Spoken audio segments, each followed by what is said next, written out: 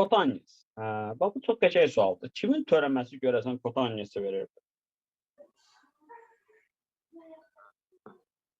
Müəllim, kotangesi açıb kosinus böl sinus, sonra birini diferensiyallayıb diğerini görə yazıb gedirik də onu. İndi onu biz elə desək, çoxunun beyni qarışacaq axı.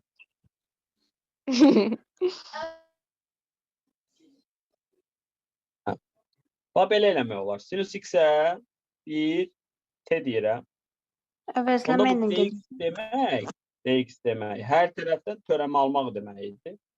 Bu da kosinus x dx-i verir. Burada da dt olur. Bax, diqqətli olun. Yuxarıdakı kosinus x dx dt-dir. Aşağıdakı da t-dir.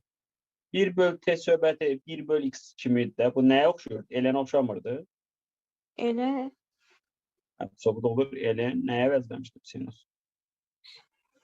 Mən ümumiyyətlə bir şey deyim. Yəni öyrənmək üçün. Gəlin, elin sinus x-i yadımıza salaq ki, törəməsi necə tapılırdı? Onda bu nə edəcəkdi? Məxrəcə düşürdü. Sonra sinus x-in də törəməsinə nə edirdik? Vururduq. Sinus x-in də törəməsi kosinusudur. Bu da nəyə verirdi? Kotaniyesi. Bax, bu yazılışdan tərsinə düşünəndə, deməli, kotaniyesi x dx nəymiş? Bunu əzbərləmək yaxşıdır. Çünki əlavə vaxt getməz. Sinus x-də. Anladıq? bəli. Bəs bu olsa, taniyes x olsa, elin kosinus x desək, harada səhv eləyərik? Kosinusun dönəməsi mənfidir, qabağa mənfi ad.